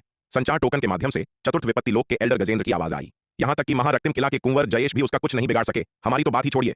क्या महारक्तिम किला के कुंवर जयेश? एल्डर गजेंद्र की बात सुनकर अग्नितत्व पूर्वज हैरान रह गए। उन्होंने तुरंत पूछा, आखिर हुआ क्या? तुम्हारा सामना इतने शक्तिशाली व्यक्ति से कैसे हुआ? वह आखिर है कौन? वह महारक्तिम किला के कुंवर जयेश को जानते थे। वह महारक्तिम किला का एक प्रसिद्ध मार्शल आर्ट्स प्रतिभाशाली था, जिसने चतुर्थ विपत्ति लोक में प्रवेश करते समय 25 आसमानी बिजलियों का सामना किया था। यहां तक कि साधारण पंचम विपत्ति लोक के विशेषज्ञ भी उसके लिए कोई मुकाबला नहीं हो सकते हैं। आखिर यह व्यक्ति कौन था जिसे जयेश भी नहीं हरा सका? मैंने युवा मास्टर से सुना कि वह विराट है, वही मूल निवासी जिससे वह शक्ति सिंधु महाद्वीप पर मिला था। युवा मास्टर का असली रूप उसी के द्वारा मारा गया था। इस बार युवा मास्टर का अवतार भी उसी विराट नाम के लड़के द्वारा मारा गया। एल्डर गजेंद्र ने कहा, क्या विराट? यह सुनते ही अग्नितत्व पूर्वज अपनी सीट से उछल पड़े। क्या वह शक्ति सिंधु महाद्वीप का मूल निवासी नहीं है? वह पूर्वी नक्षत्र महाद्वीप पर कैसे आ गया? अग्नितत्व पूर्वज ने सदमे और क्रोध में पूछा। इसके अलावा केवल 10 वर्षों में उसकी ताकत इतनी अधिक कैसे हो गई कि तुम भी उसका कुछ नहीं कर सकते? हम नहीं जानते कि वह पूर्वी नक्षत्र महाद्वीप में कैसे पहुंचा, लेकिन हमने उसे चंद्रिका और श्वेत हिम संप्रदाय के अन्य लोगों के साथ घुलते मिलते देखा। हमारा अनुमान है कि वह श्वेत हिम संप्रदाय के तरीकों के माध्यम से पूर्वी नक्षत्र महाद्वीप में आया है। उसकी ताकत वास्तव में बहुत मजबूत है। इससे पहले कि वह महाविपत्ति लोक में प्रवेश करता, हम उसके लिए कोई मुकाबला नहीं थे। जब उसने महाविपत्ति लोक में प्रवेश कर लिया तो हम उसके लिए और भी कम मुकाबला रह गए। उसने हमारे ठीक सामने महाविपत्ति लोक में प्रवेश किया, सीधे 9 आसमानी बिजलियों को पार करते हुए। एल्डर गजेंद्र ने कहा, तुमने क्या कहा? 9 आसमानी बिजलियां? तुम कह रहे हो कि जब उसने प्रथम विपत्ति लोक में प्रवेश किया तो उसने 9 आसमानी बिजलियों को पार किया? अग्नितत्व पूर्वज ने अत्यंत सदमे में पूछा। हाँ, महालौ संप्रदाय, सूर्य प्रकाश संप्रदाय, जल तत्व संप्रदाय के योद्धाओं और यहां तक कि कुंवर जयेश ने भी इसे देखा। हम आपको ऐसे मामले में धोखा देने की कभी हिम्मत नहीं करेंगे, एल्डर गजेंद्र ने कहा। एल्डर गजेंद्र की बातें सुनकर अग्नितत्व पूर्वज चुप हो गए। वह अच्छी तरह से जानते थे कि प्रथम विपत्ति लोक में प्रवेश करते समय किसी योद्धा के लिए 9 आसमानी बिजलियों को पार करने का क्या मतलब है। यहां तक कि पूरे पूर्वी नक्षत्र महाद्वीप में भी बहुत कम लोग ऐसा कर सकते थे। अगर उसे आगे बढ़ने दिया गया तो विराट निश्चित रूप से एक अद्वितीय शक्ति बन जाएगा जो इस क्षेत्र पर हावी हो जाएगा। लेकिन अब उनका अग्नितत्व संप्रदाय और विराट नश्वर दुश्मन बन गए थे। एक बार जब विराट मजबूत हो जाएगा तो वह अग्नितत्व संप्रदाय के लिए एक आपदा बन जाएगा। अब उन्हें क्या करना चाहिए? क्या उन्हें अभी तेजस पर्वत के लिए निकलना चाहिए ताकि विराट को खत्म किया जा सके और मजबूत होने से पहले ही उसे कली में ही कुचल दिया जा सके? कुछ पल के लिए अग्नितत्व पूर्वज गहरी सोच में पड़ गए, लेकिन कुछ देर विचार करने के बाद उन्होंने तुरंत इस विचार को खारिज कर दिया। क्योंकि जयेश जैसा शक्तिशाली व्यक्ति भी विराट से नहीं निपट सका, इसलिए उनका अवतार तेजस पर्वत पर जाने के बाद भी विराट को मारने में सक्षम नहीं हो सकता है। उनके मुख्य शरीर के विपरीत अग्नितत्व संप्रदाय में रहने वाले उनके अवतार ने षष्ठम विपत्ति लोक में प्रवेश नहीं किया था। यह पंचम विपत्ति लोक के चरम पर ही था। अगर यह अवतार पहले ही षष्ठम विपत्ति लोक तक पहुंच गया होता तो विराट को मारना कुछ हद तक संभव होता, लेकिन उससे पहले सफलता की संभावना बहुत कम थी। इसके अलावा अगर उनका मुख्य शरीर और अवतार दोनों ही अग्नितत्व संप्रदाय को छोड़ देते हैं तो संप्रदाय के भीतर कोई भी अप्रत्याशित घटना उनके नियंत्रण से बाहर हो जाएगी। बहुत सोच विचार के बाद अग्नितत्व पूर्वज ने अंततः पूर्वी नक्षत्र महाद्वीप पर तेजस पर्वत की यात्रा का जोखिम न लेने का फैसला किया। हालांकि उनका मुख्य शरीर जो वर्तमान में शक्ति सिंधु महाद्वीप के रास्ते में था ने अपनी गति बढ़ा दी ताकि जल्द से जल्द शक्ति सिंधु महाद्वीप पहुंचकर सप्तखड्ग अमर भवन का अवसर हथियाया जा सके। एक बार जब वह सप्तखड्ग अमर भवन का अवसर प्राप्त कर लेंगे तो वह पूरी तरह से निडर हो जाएंगे, चाहे विराट कितना भी राक्षसी क्यों न हो। उनके मुख्य शरीर और शक्ति सिंधु महाद्वीप के बीच की दूरी और उनकी यात्रा की गति के आधार पर उनका मुख्य शरीर अधिक से अधिक 10 वर्षों में आ जाएगा। अधीरता का एक छोटा सा कार्य एक महान योजना को बर्बाद कर सकता है। अभी इस अवतार के लिए सबसे महत्वपूर्ण बात यह थी कि जितनी जल्दी हो सके षष्ठम विपत्ति लोक में प्रवेश किया जाए, अन्य मामले प्रतीक्षा कर सकते थे। इसी विचार के साथ अग्नितत्व पूर्वज ने तुरंत संचार टोकन काट दिया। कोई यहां आओ, अग्नितत्व पूर्वज ने पुकारा। पूर्वज, आपके क्या आदेश हैं? बाहर से एक गार्ड जल्दी से अंदर आया और सम्मान पूर्वक अग्नितत्व पूर्वज को प्रणाम किया। इस पल से चाहे कुछ भी हो जाए, किसी को भी मुझे परेशान करने की अनुमति नहीं है। अग्नितत्व पूर्वज ने गार्ड को घूरा और ठंडे स्वर में कहा, याद रखना, कुछ भी हो, कोई भी हो। जी पूर्वज। ये सुनकर गार्ड का दिल धड़क उठा और उसने जल्दी से और सम्मान पूर्वक उत्तर दिया, हम जाओ। अग्नितत्व पूर्वज ने अपना हाथ हिलाया और कहा, जी पूर्वज। गार्ड और घुटने टेके हुए बूढ़े आदमी ने जल्दी से सहमति व्यक्त की और गुफा से निकल गए। पूर्वी नक्षत्र महाद्वीप तेजस पर्वत के भीतर गहराई में अग्नितत्व संप्रदाय के चतुर्थ विपत्ति लोक के एल्डर गजेंद्र अपने हाथ में अचानक कटे हुए संचार टोकन को खाली नजरों से घूर रहे थे। एल्डर गजेंद्र, क्या हुआ? क्या पूर्वज ने कोई निर्देश दिया? यह देखकर एक और चतुर्थ विपत्ति लोक के एल्डर क्षितिज ने जल्दी से पूछा, तुमने अभी बातचीत सुनी है? क्या तुमने नहीं सुना कि पूर्वज ने कोई निर्देश दिया है या नहीं? एल्डर गजेंद्र ने उसकी ओर देखा और चिढ़कर कहा। एल्डर गजेंद्र की बातें सुनकर एल्डर क्षितिज चुप हो गया। अग्नितत्व पूर्वज के साथ बातचीत से वे स्पष्ट रूप से उनके अत्यधिक क्रोध को महसूस कर सकते थे। इसके अलावा पूर्वज द्वारा अचानक संचार समाप्त कर देने से वे पल भर के लिए चकित रह गए। एल्डर गजेंद्र, अब हमें क्या करना चाहिए? काफी देर तक चुप रहने के बाद एल्डर क्षितिज ने एल्डर गजेंद्र से पूछा, वर्तमान स्थिति को देखते हुए पूर्वज हमसे बहुत असंतुष्ट होंगे। अगर हम इस तरह वापस जाते हैं तो शायद हमारा अंत अच्छा नहीं होगा। एल्डर गजेंद्र ने एक पल के लिए विचार किया, फिर अपने दांत पीसते हुए कहा, चूंकि ऐसा है तो हम एक जुआ क्यों न खेलें? आइए हम उस षष्ठम विपत्ति लोक के विशेषज्ञ की गुफा के खंडहरों में चलते हैं और अपनी किस्मत आजमाते हैं। यदि हम वहां कुछ अवसर प्राप्त कर सकें तो यह यात्रा व्यर्थ नहीं जाएगी। इसके बाद हम इस पूर्वी नक्षत्र महाद्वीप में स्वतंत्र रूप से घूम सकते हैं और हमें उस अपमान को सहने के लिए अग्नितत्व संप्रदाय में वापस नहीं जाना पड़ेगा। ठीक है, चलो ऐसा ही करते हैं, एल्डर क्षितिज ने भी अपने दांत पीसते हुए कहा। हमारी वर्तमान ताकत थोड़ी कमजोर है, हमें पहले अग्नितत्व संप्रदाय के शिष्यों को इकट्ठा करना चाहिए, एल्डर गजेंद्र ने कहा। चूंकि लक्ष्यराज मारा गया था और अग्नितत्व संप्रदाय के आधे से अधिक योद्धा श्वेत वस्त्रधारी विराट द्वारा मारे गए थे, इसलिए वे और शेष अग्नितत्व संप्रदाय के योद्धा घबरा गए और दहशत में तितर-बितर हो गए। दिग्विजय और अन्य महालौह संप्रदाय के योद्धा भी कुंवर जयेश के पक्ष में भाग गए थे, लेकिन वे और अग्नितत्व संप्रदाय के वे योद्धा जो सौभाग्य से जीवित बच गए थे, वे बिना कोई निशान छोड़े गायब हो गए और एक पल के लिए भी श्वेत वस्त्रधारी विराट की दृष्टि में रहने की हिम्मत नहीं की। अब उन दोनों के साथ अग्नितत्व संप्रदाय का कोई शिष्य नहीं था। तुरंत उन दोनों ने बिखरे हुए अग्नितत्व संप्रदाय के योद्धाओं को बुलाने के लिए अपने संचार टोकन निकाले, लेकिन दुर्भाग्य से बार बार बुलाने के बाद वे अंततः 20 से कम अग्नितत्व संप्रदाय के योद्धाओं से संपर्क कर पाए। यह स्थान तेजस पर्वत की गहराई में था जो अंतहीन खतरों से भरा था। जब वे पहली बार एक साथ इकट्ठा हुए थे तो इतने सारे लोगों ने यहां तक पहुंचने के लिए पहले ही बहुत ताकत खो दी थी। अब वे तितर बितर हो गए और भाग गए। बेहद खतरनाक तेजस पर्वत की गहराई में अग्नितत्व संप्रदाय के उन शिष्यों के जीवित रहने की संभावना बेहद कम थी। यह केवल इसलिए था क्योंकि एल्डर गजेंद्र और एल्डर क्षितिज ने उन्हें जल्दी से इकट्ठा कर लिया था कि वे इतने सारे अग्नितत्व संप्रदाय के योद्धाओं को ढूंढ पाए थे। अगर उन्हें थोड़ी भी देर हो जाती तो जीवित बचे अग्नितत्व संप्रदाय के योद्धाओं की संख्या और भी कम होने की संभावना थी। अग्नितत्व संप्रदाय के योद्धाओं को एल्डर गजेंद्र और एल्डर क्षितिज ने एक साथ इकट्ठा किया। हालांकि जब उन्होंने एल्डर गजेंद्र और एल्डर क्षितिज को यह कहते सुना कि वे आगे अन्वेषण करने के लिए षष्ठम विपत्ति लोक के विशेषज्ञ की गुफा के खंडहरों में वापस लौटेंगे तो कई योद्धा हिचकिचाए। एल्डर्स, अगर हम अभी वापस जाते हैं और विराट हमें फिर से देख लेता है तो क्या यह सीधे हमारी मौत के मुंह में वापस जाने जैसा नहीं है? एक योद्धा खुद को यह कहने से नहीं रोक सका। हम तो तुम्हें क्या लगता है कि हमें क्या करना चाहिए? एल्डर गजेंद्र ने उसकी ओर देखा और उपहास करते हुए कहा, क्या तुम्हें लगता है कि जिस रास्ते से तुम आए हो उसी रास्ते से वापस जाना आत्महत्या नहीं है? अपनी इस मामूली ताकत के साथ तुम्हें लगता है कि तुम तेजस पर्वत से जीवित निकल सकते हो? एल्डर गजेंद्र की बातें सुनकर सभी कुछ पल के लिए शांत हो गए। एल्डर गजेंद्र सही थे। उनकी व्यक्तिगत ताकत के साथ तेजस पर्वत से जीवित निकलने की संभावना बहुत कम थी। अगर एल्डर गजेंद्र और एल्डर क्षितिज ने उन्हें एक साथ इकट्ठा नहीं किया होता तो 99% संभावना थी कि वे इस अविश्वसनीय रूप से खतरनाक तेजस पर्वत में मारे गए होते। हमारी वर्तमान ताकत के साथ यदि हम उस षष्ठम विपत्ति लोक के विशेषज्ञ की गुफा में अपनी ताकत बढ़ाने के लिए कुछ खजाने ढूंढ सकते हैं तो हमारे पास बाहर निकलने का मौका हो सकता है। इसके अलावा सबसे खराब स्थिति में हम सीधे जल तत्व संप्रदाय या श्वेत हिम संप्रदाय के पास शरण ले सकते हैं और उनके साथ निकल सकते हैं। अगर हम अभी वापस जाते हैं तो इससे केवल निश्चित मृत्यु ही होगी। शांत भीड़ की ओर देखते हुए एल्डर गजेंद्र ने कहा। एल्डर गजेंद्र की बातें सुनकर सभी फिर से चौंक गए। एल्डर गजेंद्र, क्या आपने अभी कहा कि आप जल तत्व संप्रदाय या श्वेत हिम संप्रदाय के प्रति निष्ठा का वचन देना चाहते हैं? एक मार्शल आर्टिस्ट ने हिचकिचाते हुए पूछा। अग्नितत्व संप्रदाय, श्वेत हिम संप्रदाय और जल तत्व संप्रदाय के बीच के संबंध अच्छे से कोसों दूर थे। वास्तव में वे व्यावहारिक रूप से दुश्मन थे। लेकिन अब अग्नितत्व संप्रदाय के चतुर्थ विपत्ति लोक के एल्डर गजेंद्र वास्तव में कह रहे थे कि वह जल तत्व संप्रदाय या श्वेत हिम संप्रदाय के प्रति निष्ठा का वचन देना चाहते थे, जिसने उन्हें वास्तव में आश्चर्यचकित कर दिया। अस्तित्व और आत्मसमर्पण के बीच चयन का सामना करते हुए तुम क्या चुनोगे? एल्डर गजेंद्र ने उसकी ओर देखा और भावहीन होकर कहा। एल्डर गजेंद्र की बातें सुनकर सभी कुछ पल के लिए शांत हो गए। कुछ देर बाद तृतीय विपत्ति लोक का एक मार्शल आर्टिस्ट आगे आया, एल्डर गजेंद्र को सम्मानपूर्वक प्रणाम किया और कहा, यह कनिष्ठ एल्डर गजेंद्र का अनुसरण करने को तैयार है। मैं भी दोनों एल्डरों का अनुसरण करने को तैयार हूं। मैं भी। किसी के नेतृत्व करने पर अग्नितत्व संप्रदाय के शिष्यों का एक समूह अपनी राय व्यक्त करने के लिए तुरंत खड़ा हो गया। शक्ति सिंधु महाद्वीप, दक्षिणी महाद्वीप, अनंत परम मीनार के दूसरे स्तर के अंदर विराट के निवास में नन्ही चिड़िया जो 23वें स्तर के तलवार संकल्प अभ्यास व्यूह में साधना कर रही थी, अचानक व्यूह से बाहर निकली और उड़ गई। फिर अपने पंखों को एक और बार फड़फड़ाते हुए वह अनंत परम मीनार के बाहर की ओर उड़ गई। नीलिमा, यह देखकर माया ने भी जल्दी से उसका पीछा किया। उनके इस कदम ने तुरंत विराट, शार्दूल, विशाल कछुए और नाग को सतर्क कर दिया। यह पगली चिड़िया, क्या यह प्रवेश करने वाली है? विराट ने उनकी जाती हुई आकृतियों को अपनी आंखों में थोड़ा संदेह के साथ देखा। इसके बाद उसने अनंत परम मीनार के दूसरे स्तर से बाहर उनका पीछा किया। शार्दूल, विशाल कछुआ और नाग भी यह देखकर तमाशा देखने चले गए। अनंत परम मीनार के दूसरे स्तर से बाहर निकलने के बाद विराट अपने निवास से बाहर निकला और उसने वास्तव में नन्ही चिड़िया को शून्य समाधि महाद्वीप की ओर जाने वाले स्थानिक स्थानांतरण व्यूह में प्रवेश करते हुए स्थानांतरण व्यूह के केंद्रीय केंद्र की ओर उड़ते हुए देखा। यह देखकर विराट मूल रूप से निश्चित था कि नीलिमा द्वितीय विपत्ति लोक में प्रवेश करने वाली थी। शून्य समाधि महाद्वीप, बैंगनी तलवार संप्रदाय। जब नीलिमा बैंगनी तलवार संप्रदाय की मुख्य चोटी पर पहुंची तो उसने अचानक एक अतुलनीय रूप से शक्तिशाली आभा छोड़ी और द्वितीय विपत्ति लोक में प्रवेश कर गई। बैंगनी तलवार संप्रदाय के ऊपर आकाश में काले बादल तेजी से इकट्ठा होने और जमा होने लगे। अंत में ये अविश्वसनीय रूप से घने बादल हिंसक रूप से घूमने लगे, जिससे एक विपत्ति का बादल बन गया, जिससे अतुलनीय रूप से भयानक दबाव निकल रहा था।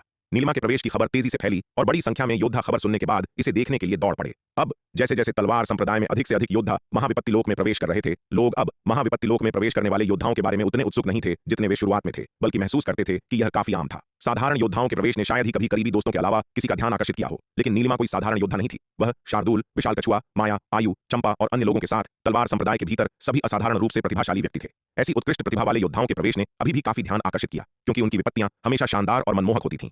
बूम! बैंगनी तलवार संप्रदाय के ऊपर एक आसमानी बिजली विपत्ति के बादलों से तेजी से नीचे उतरी और नीलिमा से टकराई। नीलिमा ने इन बिजलियों को पूरी तरह से नजरअंदाज कर दिया और अपना बचाव करने की जहमत उठाए बिना उन्हें अपने शरीर पर गिरने दिया। उसकी वर्तमान शारीरिक शक्ति के साथ इन बिजलियों ने कोई खतरा पैदा नहीं किया। जैसे जैसे एक के बाद एक बिजली गिरती गई, 15 बिजलियां तेजी से आकाश से गिर चुकी थीं। अब भी नीलिमा अपने पंख फैलाए हुए रही और पूरी तरह से आलसी लग रही थी। ऐसा लग रहा था मानो उस पर गिर रही बिजली केवल एक गुदगुदी हो। केवल जब 16वीं आसमानी बिजली गिरी तो नीलिमा डगमगाई। उसके खूबसूरत पंख थोड़े से बिखर गए। यह देखकर विराट, शार्दूल और नाग सभी नीलिमा के प्रदर्शन से दंग रह गए। लगता है इस पगली चिड़िया ने हाल ही में अपनी साधना में काफी प्रगति की है। यहाँ तक कि 16वीं आसमानी बिजली ने भी उसके लिए बहुत कम खतरा पैदा किया। बिजली में नहाई हुई नीलिमा को देखकर शार्दूल को अचानक थोड़ा दबाव महसूस हुआ, क्योंकि नीलिमा की वर्तमान विपत्ति उसके द्वितीय विपत्ति लोक में प्रवेश करने की तुलना में बहुत आसान थी। इससे पता चला कि नीलिमा की नींव उसके द्वितीय विपत्ति लोक में प्रवेश करने की तुलना में स्पष्ट रूप से अधिक ठोस थी। ऐसा लगता है कि इस पगली चिड़िया को कम नहीं आंका जा सकता। किसने सोचा होगा कि यह छोटी चिड़िया, जो आमतौर पर बहुत अधिक कष्ट नहीं सहती है, साधना के प्रति इतनी लगनशील होगी। अब से मैं वास्तव में अपनी चौकसी कम नहीं कर सकता। मुझे अभी भी अपनी नींव को मजबूत करने और अपने स्तर को यथासंभव स्थिर करने के लिए कड़ी मेहनत करने की आवश्यकता है। ऐसा न हो कि किसी दिन यह पगली चिड़िया मेरे बराबर आ जाए, जो अविश्वसनीय रूप से शर्मनाक होगा। बूम! 17वीं आसमानी बिजली तेजी से आसमान में विपत्ति के बादलों से नीचे गिरी। नीलिमा ने गिरती हुई बिजली की ओर देखा, लेकिन पहले की तरह शांत रहने के बजाय उसने अपने पंख फड़फड़ाए और एक पंख बिजली की ओर दे मारा। पंख के इस प्रहार से अविश्वसनीय रूप से शक्तिशाली बिजली आसानी से तितर-बितर हो गई। बिजली को तितर-बितर करने के बाद नीलिमा ने अपने पंख भी फड़फड़ाए और काफी तनाव मुक्त और बेफिक्र दिखी। यह देखकर विराट अवाक रह गया। यह पगली चिड़िया वास्तव में नाटक कर रही थी।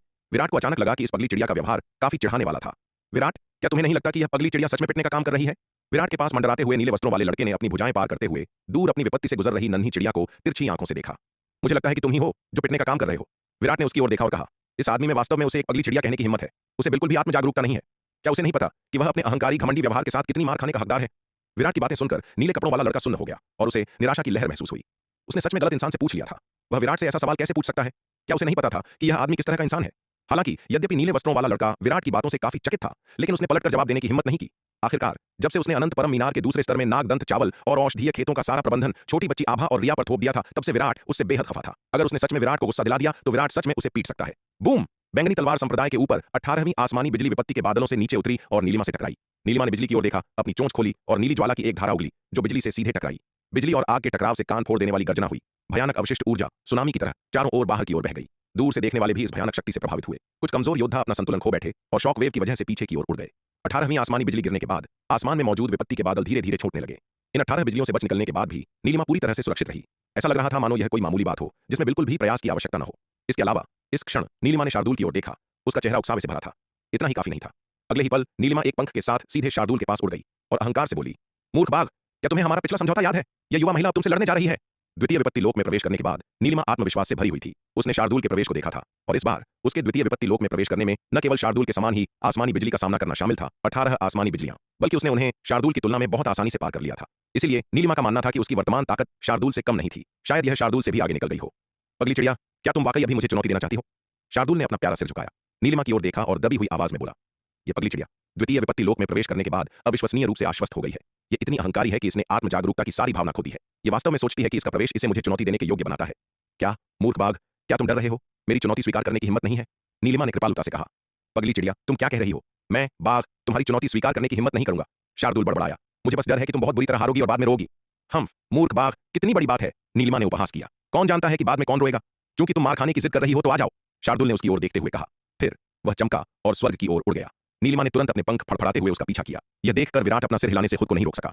यह पगली चिड़िया वास्तव में कुछ ज्यादा ही अहंकारी हो गई थी। यद्यपि इसने अब द्वितीय विपत्ति लोक में प्रवेश कर लिया था और यह शार्दूल के समान स्तर पर थी, लेकिन ऐसा लग रहा था कि इसे यह एहसास नहीं था कि शार्दूल ने कितने साल पहले प्रवेश किया था। हालांकि शार्दूल को द्वितीय विपत्ति लोक में प्रवेश किए कुछ ही साल हुए थे, लेकिन तलवार संप्रदाय के पास अविश्वसनीय रूप से चमत्कारी संसाधनों का भंडार था।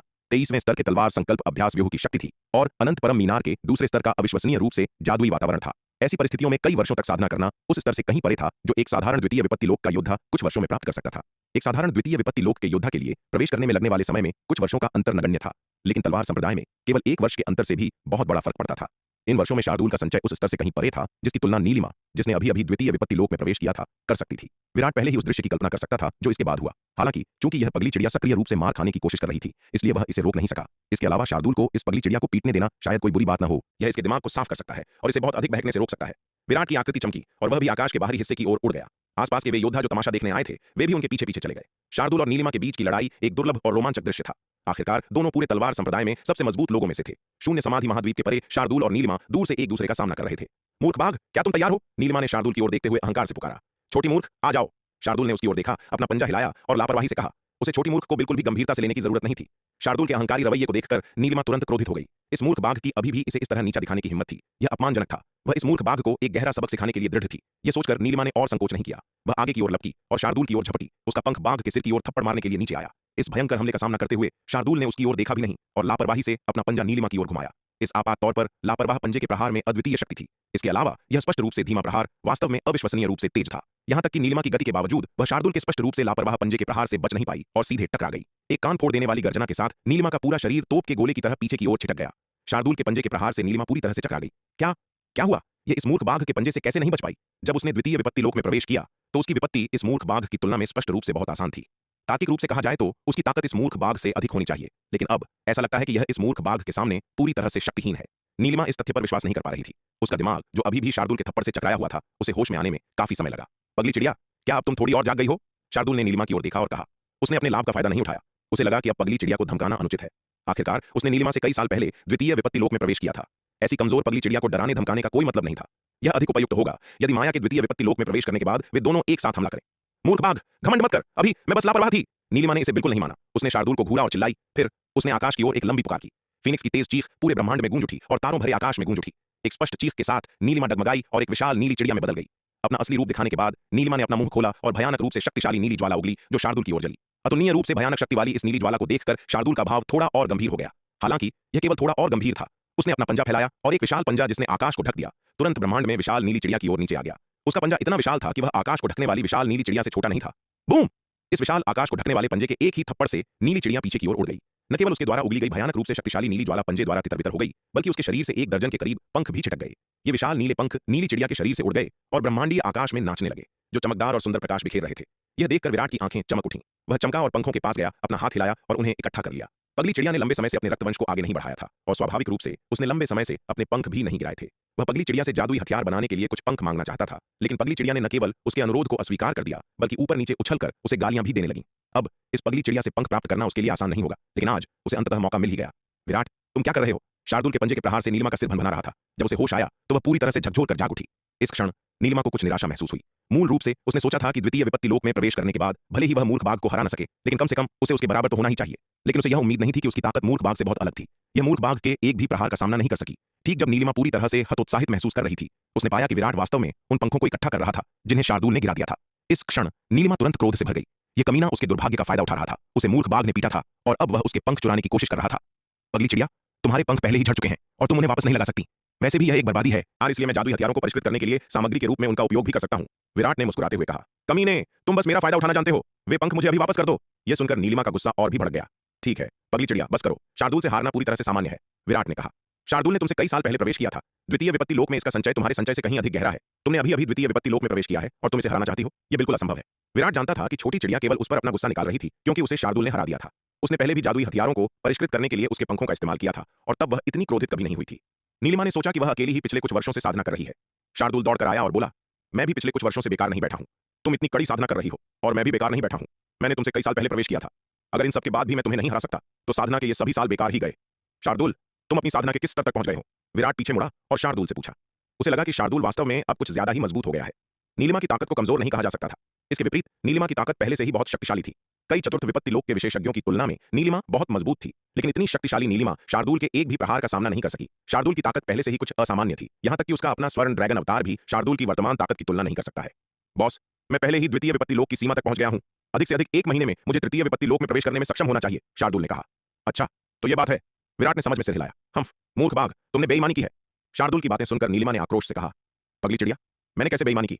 शार्दुल ने तुरंत पलटकर जवाब दिया। मैंने तुम्हें पूरी तरह से निष्पक्ष रूप से हराया है, बिना किसी चाल का इस्तेमाल किए। तुम व्यावहारिक रूप से तृतीय विपत्ति लोक के विशेषज्ञ हो, फिर भी तुमने मेरे जैसे द्वितीय विपत्ति लोक के साधक के खिलाफ लड़ाई लड़ी। यह उचित नहीं है, नीलिमा ने गुस्से से कहा। टाइगर लॉर्ड ने तुमसे पहले ही पूछा था कि क्या तुम वास्तव में टाइगर लॉर्ड को चुनौती देना चाहती हो? तुम ही वह थी जो मार खाने की जिद कर रही थी। इससे मेरा क्या लेना देना है? शार्दुल ने कहा। इसके अलावा साधना स्तरों में अंतर को देखते हुए मैंने पहले ही तुम्हारे साथ बहुत नरमी बरती है। अन्यथा क्या तुम्हें लगता है कि तुम अभी भी यहाँ बेदाग खड़ी होकर इस तरह बात कर रही होती?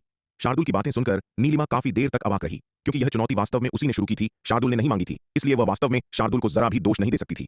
हम्फ, मूर्ख बाघ, तुम बस इंतजार करो, मुझे यह हिसाब याद रहेगा। काफी देर तक खुद को रोके रखने के बाद नीलिमा ने एक कठोर शब्द कहा और अपने पंख फड़फड़ाते हुए उड़ गई। माया, चलो चलें। नीलिमा माया के पास आई और उससे कहा। यह लड़ाई उसके लिए अविश्वसनीय रूप से अपमानजनक थी। हालांकि सौभाग्य से अभी आसपास कोई नहीं था, अन्यथा उसे नहीं पता होता कि किसी का सामना कैसे करना है। वे योद्धा जो मूल रूप से तमाशा देखने के लिए इकट्ठा हुए थे, वे नीलिमा को इतनी आसानी से हारते देख तुरंत चले गए। माया और कुछ अन्य लोगों को छोड़कर जो रुक गए थे, बाकी अधिकांश लोग पहले ही जा चुके थे। वे शार्दुल को नाराज करने का जोखिम नहीं उठा सकते थे और वे नीलिमा को भी नाराज करने का जोखिम नहीं उठा सकते थे। यद्यपि नीलिमा शार्दुल जितनी दबंग नहीं है, लेकिन यदि वह वास्तव में उसके चुटकुलों को देखती है और उसे याद कर लिया जाता है तो मुझे डर है कि कोई अच्छा फल नहीं मिलेगा। सब जानते हैं कि इस नीलिमा को हिसाब रखना पसंद है। एक बार जब यह उसकी हिसाब किताब की किताब में दर्ज हो जाता है तो देर सबेर एक दिन उसके लिए हिसाब चुकाने आना दुर्भाग्यपूर्ण होगा। इसलिए जब सभी ने नीलिमा को शार्दुल के हाथों इतनी बुरी तरह पिटते देखा तो वे जल्दी में वहां से चले गए। अगर आप तमाशा देखना चाहते हैं तो आपके पास वैसी ताकत होनी चाहिए, अन्यथा अगर आप तमाशा देखने की वजह से अकारण ही पिट जाते हैं तो यह फायदे से ज्यादा नुकसान का सौदा होगा। नीलिमा और माया को जाते हुए देखकर विराट मुस्कुराते हुए अपना सिर हिलाने से खुद को नहीं रोक सका। शार्दुल, विशाल कछुआ, चलो चलें। विराट ने शार्दुल और विशाल कछुए की ओर हाथ हिलाया। जी बॉस। विराट की बातें सुनकर शार्दुल और विशाल कछुआ जल्दी से उसके पीछे हो लिए। अपने निवास पर लौटने के बाद विराट एकांत में साधना करने के लिए अनंत परम मीनार के दूसरे स्तर में चला गया। विराट ने नीलिमा के दर्जन भर पंखों को जादुई हथियारों में परिष्कृत करने में जल्दबाजी नहीं की। इसके बजाय उसने अपनी एकांत साधना पर ध्यान केंद्रित करना जारी रखा। भले ही पंखों को जादुई हथियारों में परिष्कृत किया गया हो, वे केवल उड़ने वाले जादुई हथियार होंगे, लेकिन उसके असली स्वरूप के लिए किसी उड़ने वाले जादुई हथियार की बिल्कुल भी आवश्यकता नहीं थी। उसकी असली ताकत उसके साधना स्तर से कहीं अधिक थी, जिससे वह यात्रा करने के लिए सीधे अंतरिक्ष को चीर सकता था। यात्रा का यह तरीका किसी भी उड़ने वाले जादुई हथियार का उपयोग करने की तुलना में बहुत तेज था।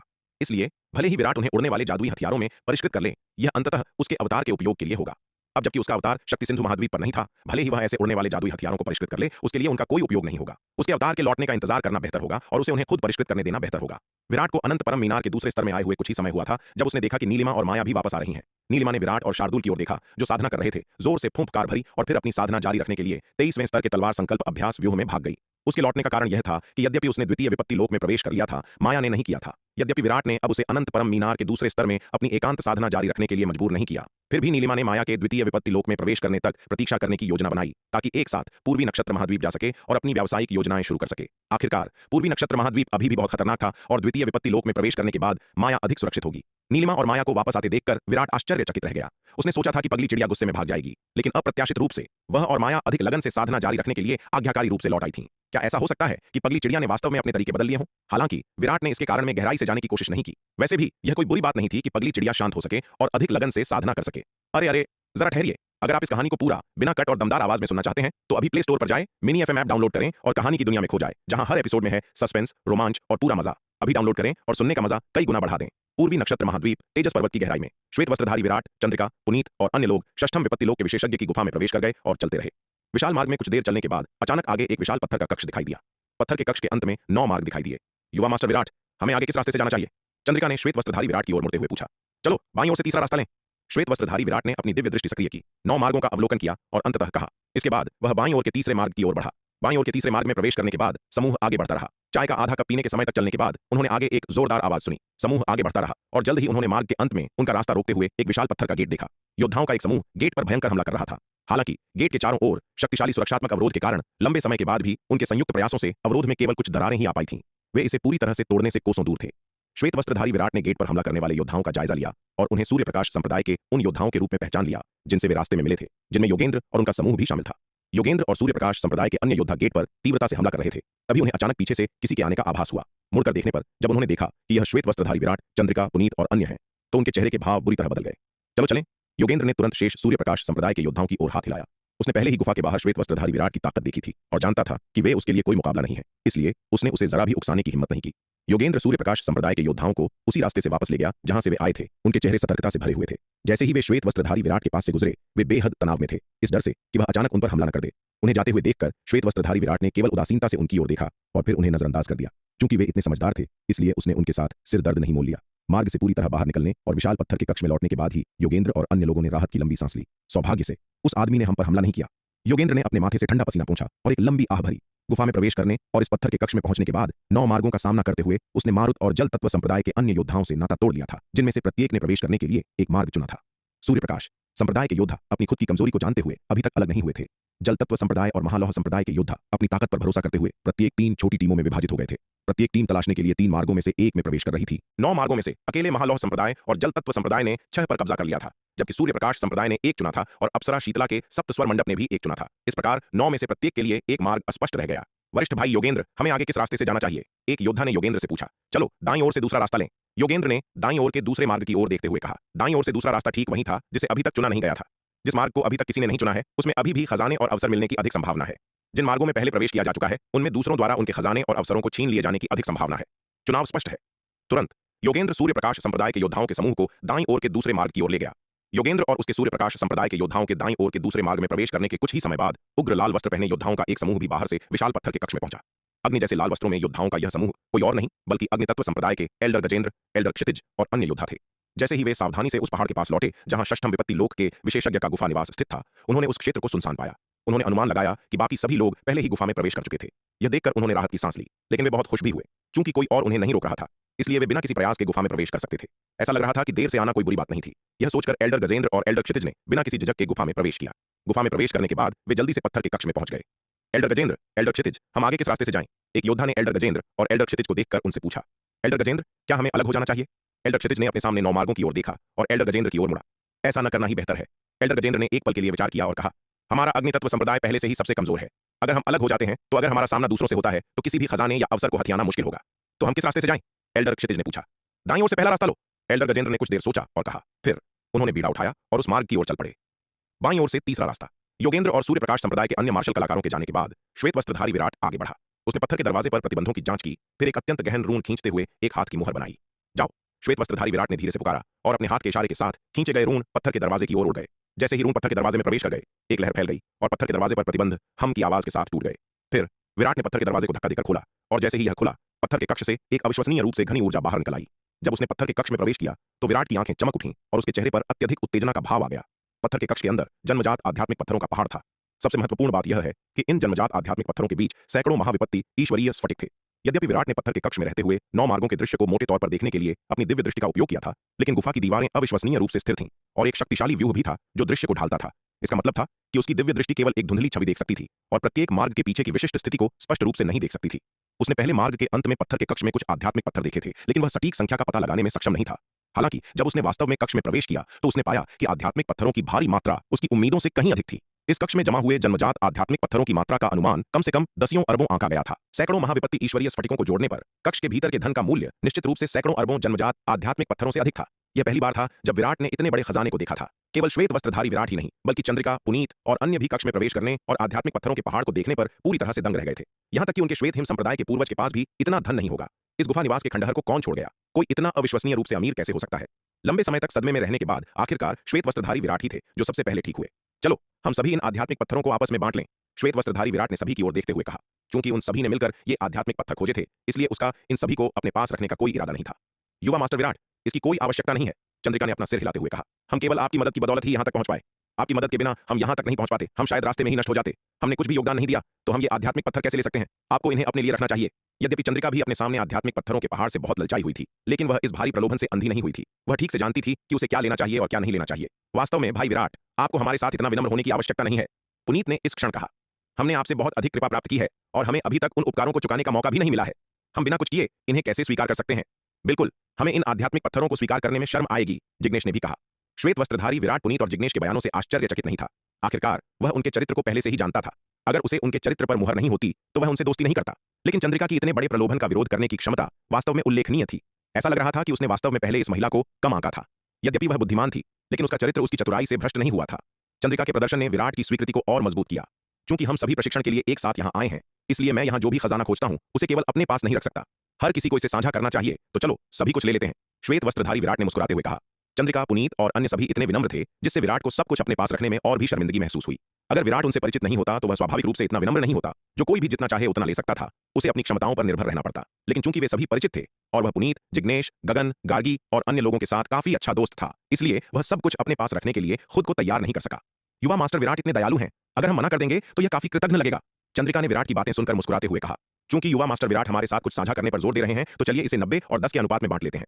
युवा मास्टर विराट 9 हिस्से लेंगे और हम शेष हिस्से को साझा करेंगे। यदि हम इससे अधिक लेते हैं तो हम दोषी महसूस करेंगे। वह बता सकती थी कि विराट वास्तव में चाहता था कि वे कुछ हिस्सा लें और यह केवल विनम्रता की बात नहीं थी। हालांकि वह अविश्वसनीय रूप से लालची था, लेकिन वह उस तरह का व्यक्ति नहीं था जो धन प्राप्त करने के लिए कुछ भी करने से नहीं रुकेगा। पैसे की तुलना में विराट स्पष्ट रूप से नैतिकता को अधिक महत्व देता था। चंद्रिका तब आगे बढ़ी, उसने आध्यात्मिक पत्थरों का एक हिस्सा लिया और 9 हिस्से रख दिए। युवा मास्टर विराट, हमने अपना हिस्सा ले लिया है, बाकी तुम्हारा है, चंद्रिका ने विराट की ओर हल्की मुस्कान के साथ कहा। यह देखकर विराट ने और कुछ नहीं कहा। इसके बाद वह आगे बढ़ा और शेष आध्यात्मिक पत्थरों को अपनी जेब में रख लिया। विराट के दृष्टिकोण से इन आध्यात्मिक पत्थरों को 90 और 10 के अनुपात में बांटना अभी भी काफी उचित था। हालांकि वह अपनी दोस्ती के विचार से सभी आध्यात्मिक पत्थरों को अपने पास रखने के लिए तैयार नहीं था, लेकिन इसमें कोई संदेह नहीं था कि इस प्रयास में उसने सबसे अधिक योगदान दिया था।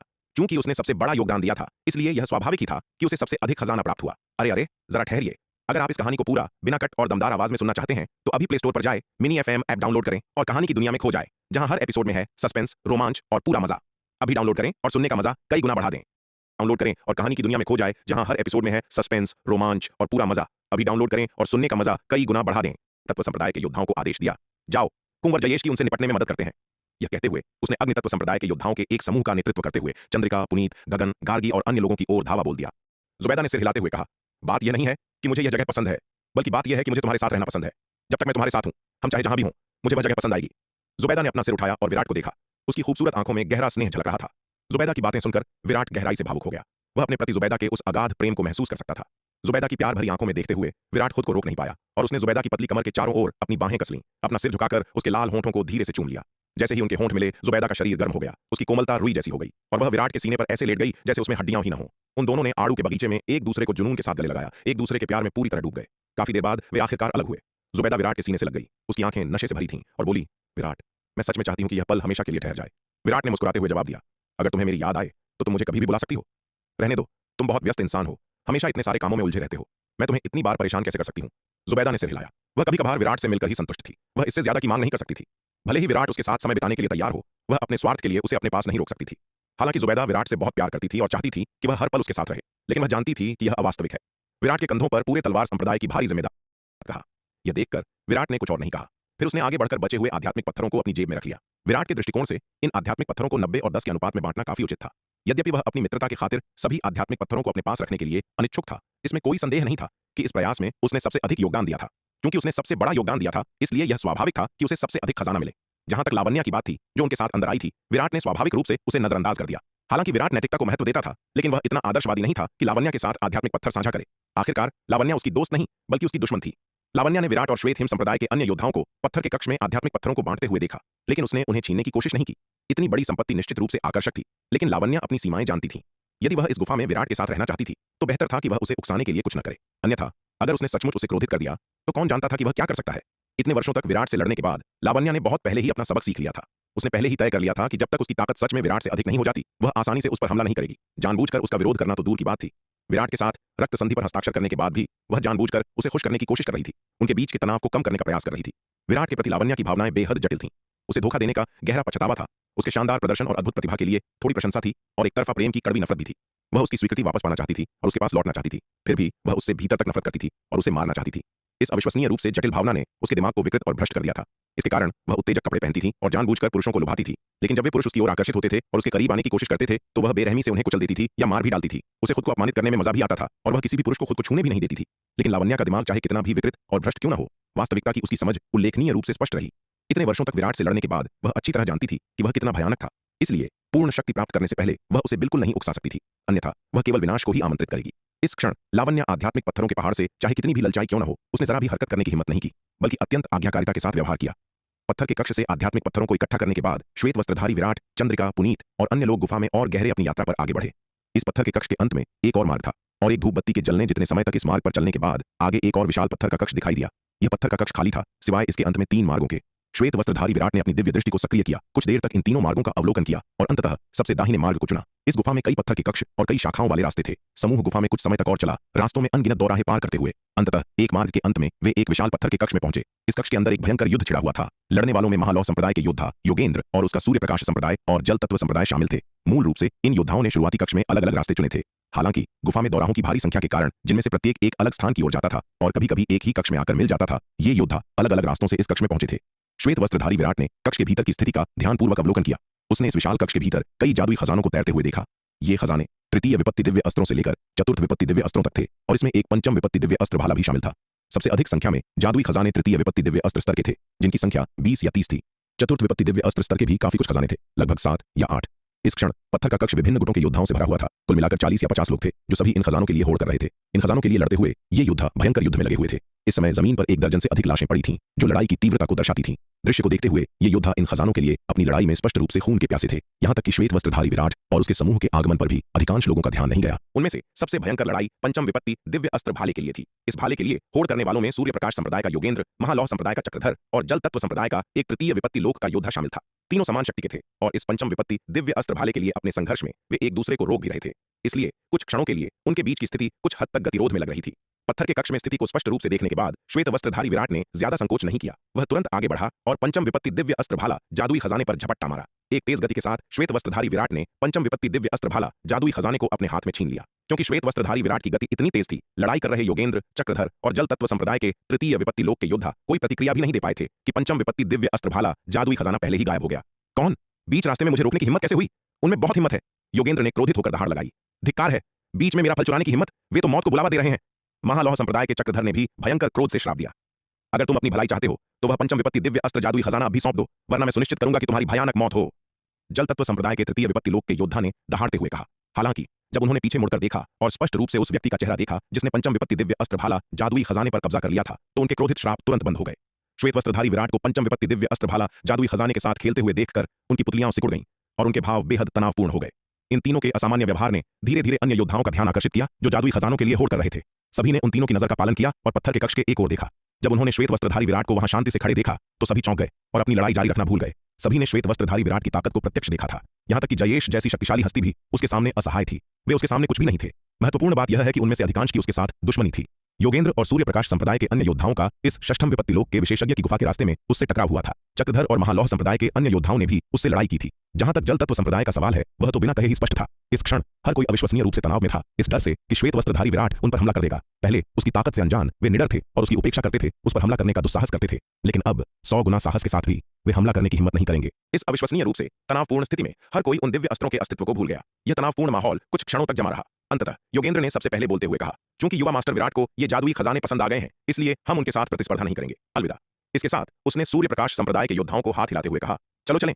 तुरंत योगेंद्र जल्दबाजी में सूर्य प्रकाश संप्रदाय के योद्धाओं के समूह को दूर ले गया। पत्थर के कक्ष से निकलने से पहले योगेंद्र का दिल धड़क रहा था। इस बात से चिंतित था कि श्वेत वस्त्रधारी विराट उसे रोक लेगा।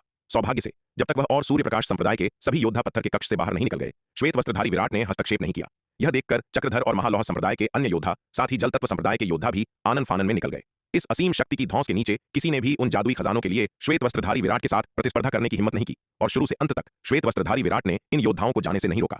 इस गुफा के भीतर सब कुछ अज्ञात था और श्वेत वस्त्रधारी विराट यहां अपनी ताकत का बहुत अधिक खुलासा नहीं करना चाहता था। उसे हमेशा लगता था कि जब से उसने गुफा में प्रवेश किया है, आंखों की एक जोड़ी चुपके से उसे देख रही थी। हालांकि जब उसने जासूसी की दिशा में देखा तो उसे कुछ भी गलत नहीं मिला, लेकिन शुरू से अंत तक चुपके से देखे जाने की वह भावना बनी रही, जिससे श्वेत वस्त्रधारी विराट गुफा में प्रवेश करने के बाद से बेहद सतर्क हो गया। इसलिए उसने जब भी संभव हो कोई भी कदम उठाने से बचने की कोशिश की। क्योंकि योगेंद्र, चक्रधर और अन्य लोग इतने समझदार थे कि वे खुद ही चले गए, तो वह उन्हें क्यों रोके और बखेड़ा खड़ा करे। योगेंद्र, चक्रधर और सूर्य प्रकाश संप्रदाय, महालौह संप्रदाय और जल तत्व संप्रदाय के अन्य योद्धाओं के चले जाने के बाद श्वेत वस्त्रधारी विराट ने 4 या 5 और चतुर्थ विपत्ति दिव्य अस्त्रों को इकट्ठा किया, जबकि बचे हुए तृतीय विपत्ति और चतुर्थ विपत्ति दिव्य अस्त्रों को चंद्रिका, पुनीत और अन्य लोगों के लिए छोड़ दिया।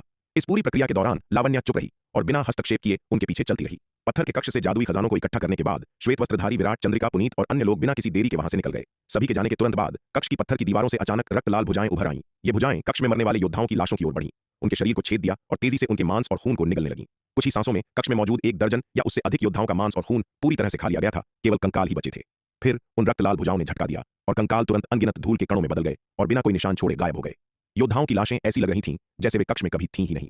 यह विचित्र दृश्य कक्ष में प्रवेश करने वाले किसी भी योद्धा के ध्यान में बिल्कुल नहीं आया। ऐसा केवल इसी पत्थर के कक्ष में नहीं था, बाकी पूरी गुफा में जहां कहीं भी किसी योद्धा की मृत्यु होती, अंततः उसकी लाश को उन रक्त लाल भुजाओं द्वारा निगल लिया जाता जो अंधेरे से उभरती थीं। यह गुफा एक विशाल जानवर की तरह थी जिसका जबड़ा खुला हुआ था, जो अंदर आने वाले सभी योद्धाओं को निगलने के लिए तैयार था। भीतर के खजाने उन्हें लुभाने के लिए केवल एक चारे की तरह थे। जो लोग अंदर आए वे छिपे हुए खतरों से अनजान थे। वे भीतर के विभिन्न अवसरों और खजानों के लिए अपने संघर्ष में एक दूसरे को मारते रहे और जो मारे गए वे बिना किसी अपवाद के उन रक्त लाल भुजाओं द्वारा निगल लिए गए जो अंधेरे से बाहर निकली थीं। श्वेत वस्त्रधारी विराट, चंद्रिका, पुनीत और श्वेत हिम संप्रदाय के अन्य योद्धा कई दिनों की यात्रा के बाद, रास्ते में अनगिनत दौराहे पार करने के बाद अंततः एक विशाल पत्थर के कक्ष में पहुंचे। यह कक्ष पिछले किसी भी कक्ष से बहुत बड़ा था, जो परिधि में 10 लाख मील तक फैला हुआ था। सच तो यह है कि इस पत्थर के कक्ष को अब केवल एक कक्ष के रूप में वर्णित नहीं किया जा सकता था। प्रवेश करने पर श्वेत वस्त्रधारी विराट यह समझ सका कि इसे इस गुफा के भीतर किसी शक्तिशाली स्थानिक तकनीक का उपयोग करके बनाया गया था। यह मूल रूप से गुफा के भीतर निहित एक और आभाधाम था। विशाल कक्ष विस्तृत और खाली था, जिससे उसके भीतर का हर व्यक्ति खुद को चींटियों जितना तुच्छ महसूस कर रहा था। कक्ष के केंद्र के ऊपर एक लंबी तलवार जैसी जादुई वस्तु तैर रही थी, जो शक्तिशाली ऊर्जा विकीर्ण कर रही थी। इस लंबी तलवार से निकलने वाली ऊर्जा को देखते हुए यह विराट द्वारा पहले देखे गए किसी भी पारलौकिक दिव्य अस्त्र से भी बढ़कर थी। उड़न में एक धनुष जैसे पंचम विपत्ति दिव्य अस्त्र की तुलना में भी यह 10 गुना अधिक मजबूत थी। स्पष्ट रूप से यह लंबी तलवार पंचम विपत्ति दिव्य अस्त्र के दायरे को पार कर चुकी थी। यह एक शक्तिशाली षष्ठम विपत्ति दिव्य अस्त्र था। इस षष्ठम विपत्ति दिव्य अस्त्र लंबी तलवार के दोनों ओर 9 पंचम विपत्ति दिव्य अस्त्र थे। हालांकि यह षष्ठम विपत्ति दिव्य अस्त्र एक अविश्वसनीय रूप से शक्तिशाली बंधन में लिपटा हुआ था, जो स्पष्ट रूप से दर्शाता था कि इसे प्राप्त करना इतना आसान नहीं।